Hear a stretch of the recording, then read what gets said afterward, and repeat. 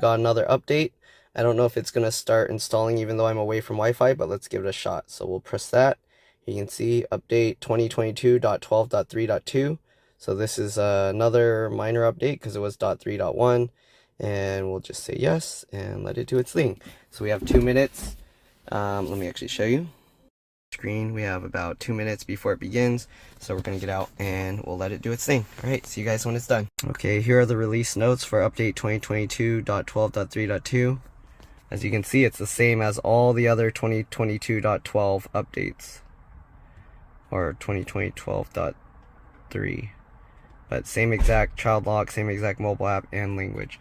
So nothing changed. That's it. That's the update. Thanks for watching, and I'll see you all in the next one. Bye. If anybody knows why they keep releasing these small minor updates, just let us know in the comment section below. That'll be kind of cool. Thanks, and yeah, see you all later.